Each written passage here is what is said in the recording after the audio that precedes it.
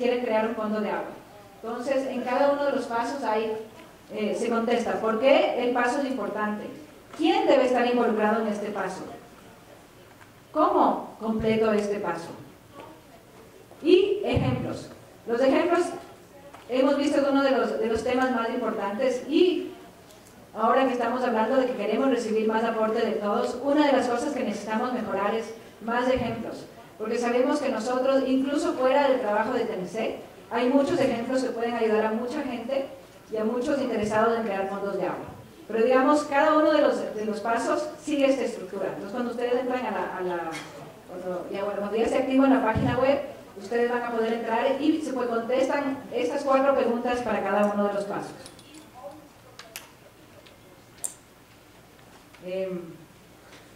Y bueno, ya hasta ahí, digamos, termino la primera parte. Lo que vamos a hacer ahora es, vamos a entrar a cada uno de esos componentes que les presenté, o de esos pasos que les presenté anteriormente, y para eso tenemos dos especialistas en cada tema. Como dijo Cory, solo para recordarles, la serie de preguntas, estamos uniendo algunas presentaciones y después preguntas. Entonces, si tienen preguntas para esta, lo presentamos Cory y yo, por favor anótenlas, no se olviden, les contestamos después de la siguiente presentación.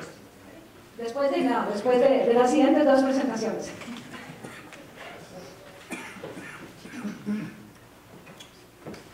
Okay, so it's a bit different. I'm going to introduce 2 presenters at once. They're both present, and then we'll have a Q&A as we would do. So first up will be Froilan Hernandez-Rios, and he is a senior attorney with the Latin American Region and Global Water Funds. He graduated as an attorney from the Centro de Investigación y Docencia Económicas in Mexico, and he holds a master's in public administration and a master of law from the University of Pennsylvania in the U.S.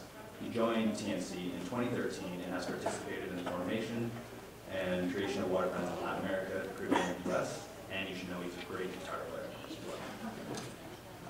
Nathan Jarez, he's a senior freshwater scientist with the Global Water Team. He joined TNC in 2013 and provides technical support for the Conservancy and source water protection activities.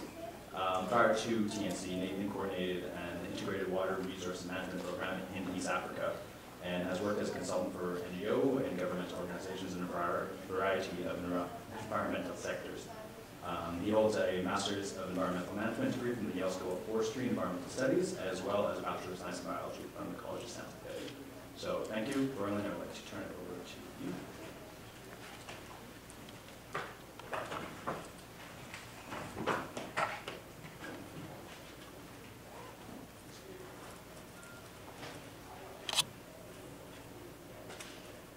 En la vida, para vivir muchos años, tener un cuerpo sano, saludable, no es necesario ser un médico, no es necesario haber estudiado medicina.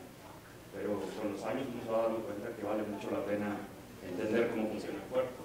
Cuando uno va llegando a una edad madura, a veces dice, me hubiera gustado entender cómo funciona cada uno de estos sistemas. Y con esa perspectiva es que preparamos en el toolbox una sección legal que pues no tiene la idea de que todos sean abogados, no es solo para abogados, sino es presentar lo mínimo necesario para entender cómo un fondo de agua puede tener una estructura y desarrollarse. Entonces, cuando piensen en la parte legal, que vayan entrando a diferentes áreas, no piensen tanto en diferentes sistemas, cómo pueden estar, sino yo diría con una visión más general en 2 puntos. Primero, la estructura que sería el cuerpo del fondo de aguas, y después encontrarán en el toolkit una parte en donde hemos estado enumerando principales aspectos legales que hemos visto que han sido algunos retos para el lanzamiento de los fondos de agua, en temas de derecho laboral, los primeros contratos, a veces podríamos llamarle el área de common pitfalls, errores comunes. Pues sobre la primera parte, cuando vean o cuando piensen en la estructura legal de su fondo de agua, lo que hemos visto que es muy valioso es siempre verlo como un proyecto a largo plazo, como un desarrollo. que no es solo decir mi fondo de agua, su estructura ideal va a ser una parte macitril o una donatera de la Ciudad de México y poder recibir donativos y tener el fideicomiso y todo, sino más pensar en, ok, mi fondo de agua, si lo inicio hoy, ¿cómo puedo ir después creciendo el proyecto? ¿Cómo voy a ir creciendo en el número de los participantes, en el número de los proyectos en campo? Y conforme el fondo de agua va creciendo, pues también va creciendo y desarrollándose su estructura legal que lo soporta. Por poner un ejemplo, en el sector privado, que es algo más común para muchos, si Cory y yo de repente tuviéramos una idea y decimos, ¿sabes qué? Conocemos gracias a PNC muchos lugares increíbles, maravillosos, entonces vamos a hacer una agencia de viajes y al principio no firmamos nada, entonces podría decirse que tenemos un partnership, no somos socios. Y empezamos a llevar gente, pero conforme va creciendo empezamos a pensar, ¿sabes qué? Valdría la pena contratar más personas y tenemos más ideas. Y entonces algo muy común es buscar a alguien que nos hospede, un host, que en Estados Unidos y en los países de Latinoamérica ya existen, ¿no? Las incubadoras, ¿no? Alguien que te dé este apoyo para tramitar la nómina, para todo el aspecto contable, legal, administrativo, ¿no? Y así Cory y yo nos enfocamos en lo importante que es visitar estos lugares. Y después encontramos un socio que nos dice, ¿saben qué? Vamos a hacer esto, pero entonces necesito que ustedes se formalicen y creen una nueva entidad, vamos a tener acciones, entonces es una corporación que va creciendo y así podemos estar muchos años, ¿no? Podemos estar muchos años en la primera, podemos estar muchos años en cualquiera de las tres opciones. Y un paso común, por ejemplo, conocíamos a otros socios y nos dicen, ¿saben qué? Vamos a comprar unos aviones entonces necesitamos que seamos una empresa pública y cotizar en la bolsa y entonces ya nos volvemos una IPO. En estos ejemplos, pues conforme fue creciendo la compañía, pues también fue creciéndose la estructura legal, ¿no? En algo más complejo, en algo con más obligaciones, ¿no? Con más oportunidades, porque dices, ok, ya puedo cotizar en la bolsa, puedo recibir dinero de diferentes personas de todo el mundo. Pero a cambio el gobierno te va a poner muchas restricciones. De hecho, hay muchas compañías en el mundo que prefieren quedarse como una corporación y no cotizar en la bolsa cuando se dan cuenta de la gran cantidad de requisitos que el gobierno puede tener para hacerlo.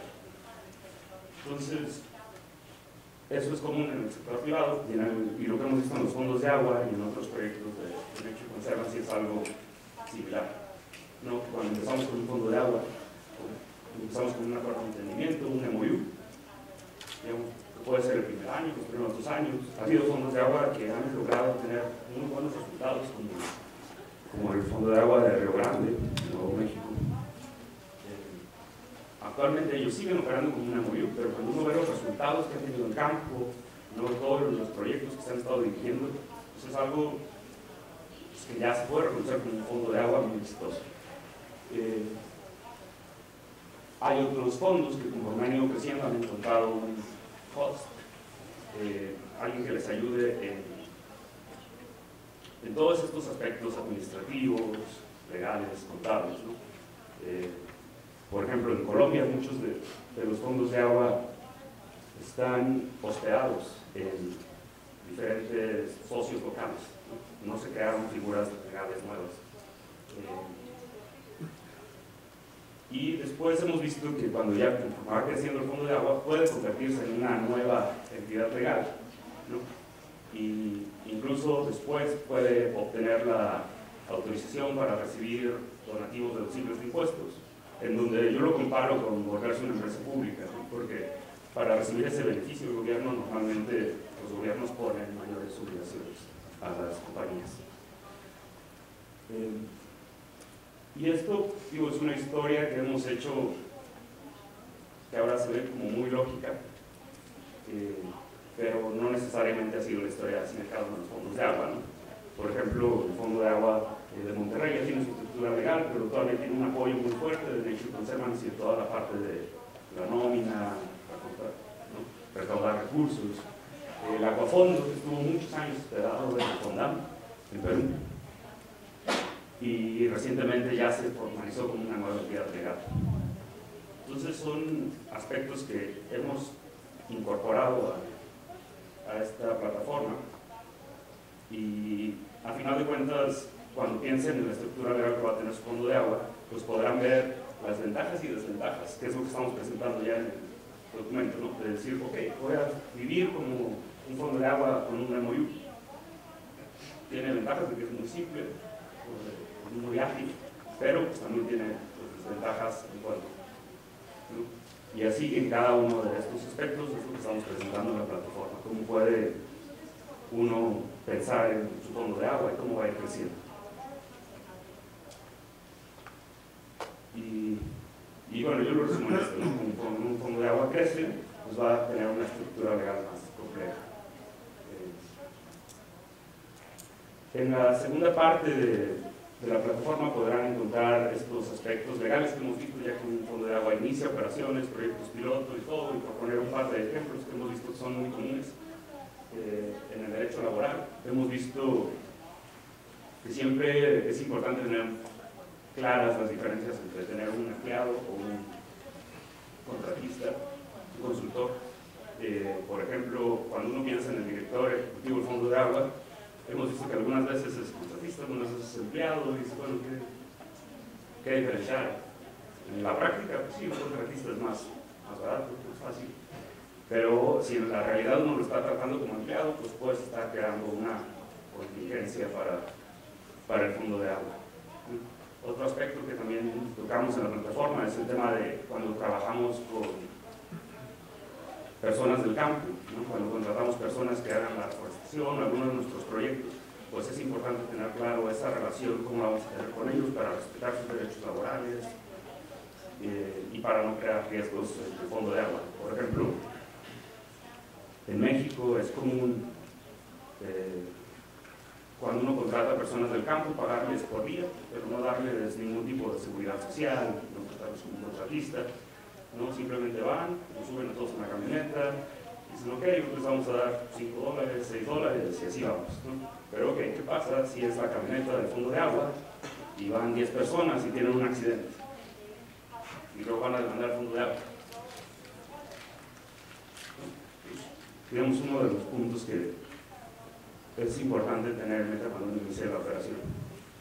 Y un último punto que estamos incorporando también de la experiencia de Nature Conservancy es la importancia de tener diversidad en los consejos directivos de los fondos.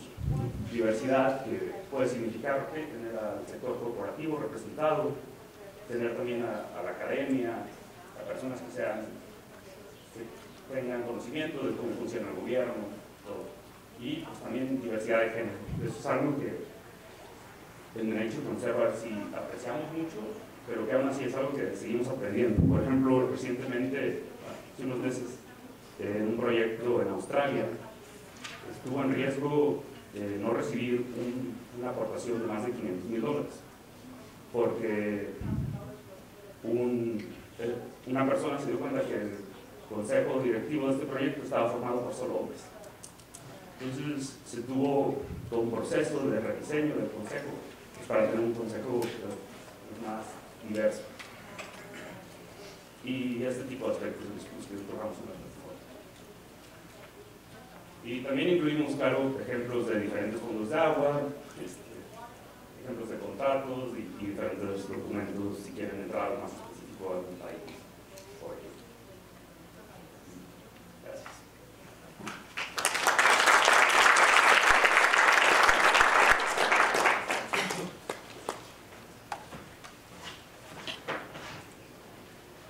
Buenos días, voy a hablar en inglés.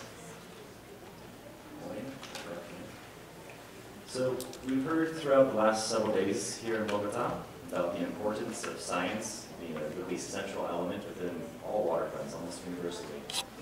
And science-based decision-making and technical information and scientific information is really at the heart of what the Conservancy does. And I can say that it's almost a universally shared value across all of the many waterfront partners as well. So Corey's asked me today to speak to different science-based activities that feed into the four different kind of main phases of the Waterfronts project cycle. So I'm going to provide a quick overview of that. And again, just to reiterate that the idea is not to present dogma to you or a kind of a unified vision of the world of waterfronts, but to really solicit feedback on what are the key gaps in emissions and what we've captured so far from polling and collecting information from the existing water funds and practitioners.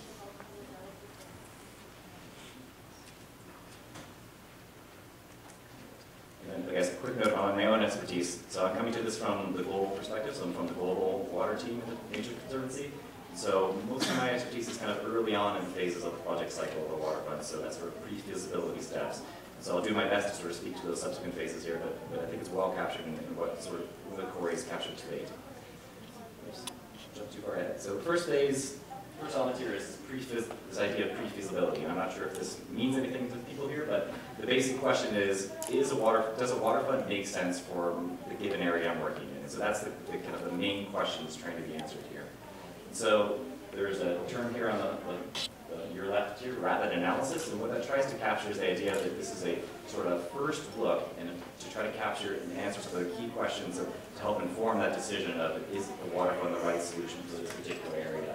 Some of the key questions that it tries to answer are, one, identifying what the major water security issues are for a location, trying to assess what the potential scale and scope of ecosystem services might be for that area, then importantly also trying to get a sense of what are the potential benefits for both nature and people, for both of those pieces there.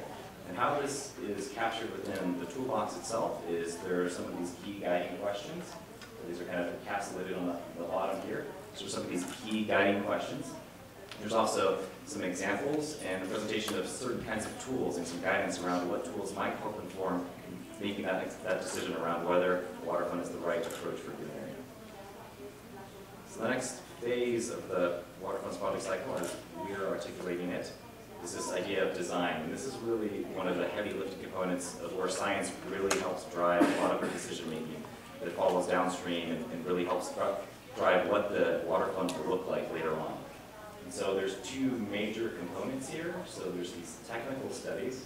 So I think these are kind of taking that view that you already have and that rapid analysis, really diving deeper to try to pull in additional information around identifying where across the landscape would we want to do these activities, which types of activities, what are the benefits of doing these activities, and really point out that key information.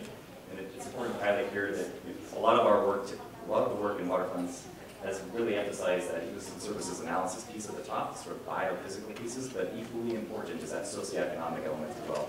So these are looking at what are the benefits for livelihoods and health and other well-being components. So the toolbox tries to capture information and tools and resources that can help drive some of the planning behind those pieces as well. Another key component at the design stage is this monitoring. So it's important to really think about monitoring before the water fund is actually implementing activities. And so trying to do that at this stage, we're really putting together the pieces of what this water fund might look like, what it might achieve, that using scientific information and tools is really important to pull in at this stage of the process as well. And again, the way that's captured within the toolbox itself, this is kind of the same across all the 4 phases here. There's some key guiding questions, there's some case studies, and there's a presentation where appropriate of tools, and if possible, some guidance around which of those tools might be the most appropriate for your particular context. So as you move into these subsequent 2 phases of the water fund cycle, so the creation, we're actually putting together all these pieces and beginning to then begin the operations of the implementation of activities. What the science pieces are really focusing on is around this monitoring work. And so, one, establishing monitoring and actually beginning the implementation of it. And then 2, what are you going to actually do with that information once you've captured it? So you need to take the monitoring information and actually help to pull it into and make it integrate into a part of the actual operation of the fund. And I believe Colin's going to speak to a little bit about how this type of monitoring information can then be pulled into your adaptive management of the water fund cycle. So, yeah, so this is kind of the overview of what's captured so far in the science pieces. So again, for all the different pieces, we have these key guiding questions and then try to pull in examples and some tools. To go back to the design phase, which is really where a lot of the content is in the toolbox, one of the things we first have is kind of like a long list, like a laundry list of all the potential tools. This was collected from a surveying across all the different water funds. The TNC has worked on what are the different tools that you've used to help inform your decision making, your science-based decision making. And it wasn't particularly helpful to have this tool, but all just a list of tools, but that was the first step. And so part of this iterative process and part of why we're speaking today and presenting this to you is to help take this from more than just like capturing some of this knowledge and capturing this experience to really turn it into a useful learning platform for people that can actually be leveraged to help make their own decisions and determine whether a particular tool or a particular element is correct, is right for the given context. And so here's just an example of this. We have two people who sat down and really took this list of tools using their own expertise and working with them themselves and came up with a nice stepwise process to help guide. It's not going to be definitive, but it certainly helps it be more informative than just laying out a list of possibilities to help drive. When somebody comes to the toolbox, they have an idea of their own questions in mind. It can help limit the scope of the options and opportunities for them. And on the right here is just captured in kind of a matrix, which is going to be built out further. Right now, it's largely focused on these biophysical measures and biophysical analyses, but it's going to incorporate other pieces, carbon benefits, and socioeconomic benefits as well.